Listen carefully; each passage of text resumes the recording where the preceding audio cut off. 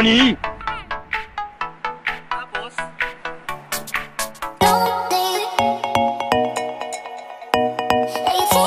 what's up guys? Dito naman tayo ngayon sa panibagong video ng Balin TV, and ngayon i-review natin yung bike ni Mami.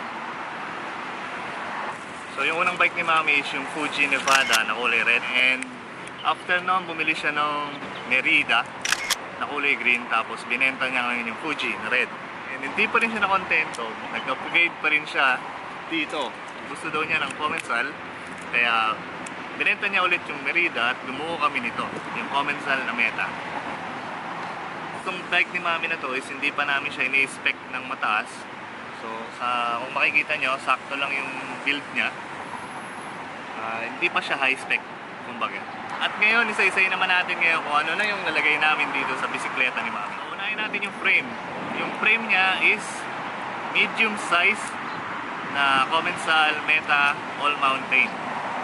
So yung frame niya is aluminum built na high performance na enduro bike. So yung Meta hardtail is must have ng every mountain bikers. Yung bike na to is fun, durable, tsaka functional. Meron siyang sturdy build at aggressive na geometry. So punta naman tayo dun sa cockpit niya. Ang cockpit niya is galing dun sa luma kong bisikleta na hardtail. Cockpit niya na nakalagay dito is Ride Alpha lahat. From the stem, Ride Alpha, handlebars, Ride Alpha, at grips, Ride Alpha rin. Pati yung headset na rin niya is nilagay ko na lang din dito, Ride Alpha rin. Ito naman tayo sa fork. Ang fork niya is RockShox Reba RL. Merong 140mm na travel.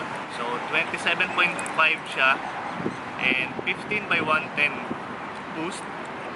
So pwede rin siya lagyan ng bottomless na toke. Pwede sa mga agresibong ride, so kung naman. Meron siyang low speed compression na adjust. Pwede din siyang i-lock out. Tapos external na rebound adjust. So yung fork ni Mami na to na Reba RL is may balak pa kaming palitan yan. So ang papalit namin is kung hindi yung RockShox na regulation, kunin namin yung Yari na 150mm travel or 160mm yung travel. Inshallah mapalitan yung fork ni Mami. Okay. Sa rear shocks, makikita nyo hardtail siya, so wala siyang rear shocks. At punta naman tayo sa group set niya.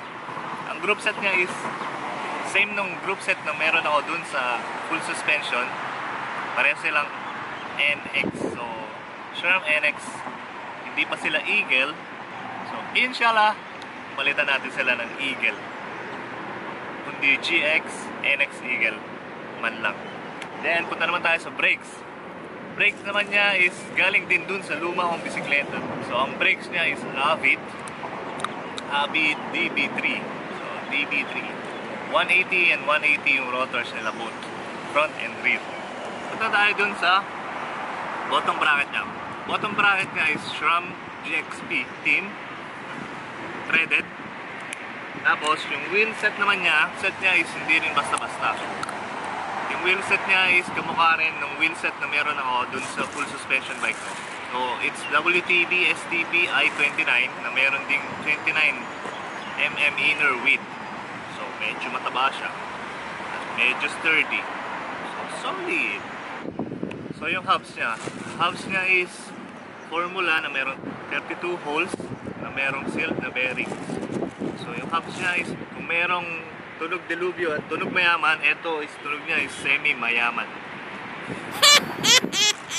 Semi-mayaman. Tires niya front is Minion DHF 2.5 at yung rear niya is Minion DHR 2 na meron namang 2.4 na taba.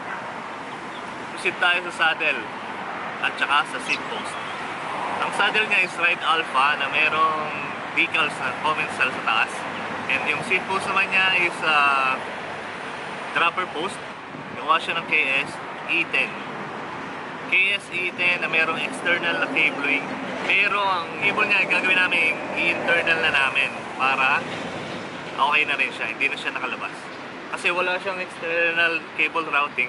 Internal cable routing lang siya. So kulang na lang siya ng cable din. Yung sa weight naman niya is 13 kilograms. So ang gaan lang niya. Kasi meron siyang magaan na fork at meron siyang mga gagaan na components. Lalo na yung frame niya is magaan. Dahil hindi siya ganun katabaan. So ngayon, try naman natin siyang i-ride.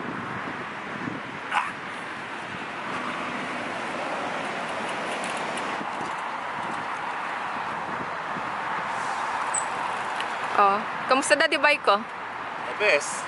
See? Talaga? Tignan mo, Ming. Ganda nung ano niya. Tapos, check mo yung ano dito. Yung clearance niya is malayo pa. So, kaya pa niyang maglagay or kaya niya yung plus size na tires pa. Siguro 2.8 maximum. Pwede natin siyang lagyan ng 2.6. 2.6 sa likod, 2.6 sa harap. So, medyo maganda yun. Ito na lang yung kulang mo. Alin? Yung dropper post mo is Manual. manual. So hindi pa pwedeng, wala pa siyang cable eh. So ayan. Daddy, ano pedal to? Yung pedal niya is DMR. So B12. So ayan, medyo matataas din yung kanyang pins. So kailangan mag-iingat dyan. Para sa ano yan, Daddy? Di ba sa Para kumapit dito sa sapatos mo yung mga pins. Kaya matataas. So, try natin ulit.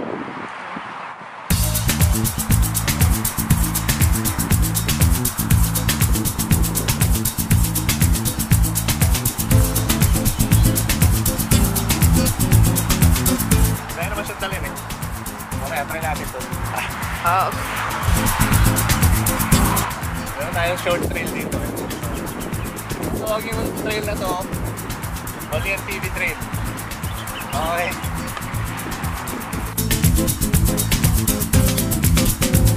So, nandito tayo ngayon sa Balian TV trail. Meron tayong mga bako-bako doon. Mga pwedeng talon-talon na o kung ano man. So, kaya matetest din natin yung bike. Di ba?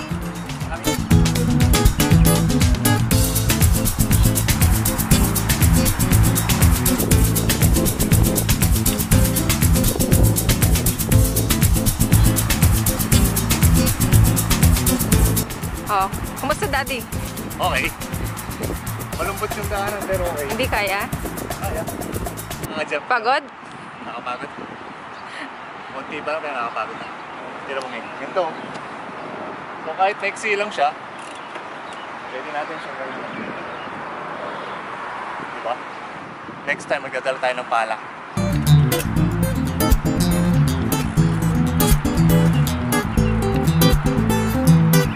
Daddy, my turn. Tara. Hala!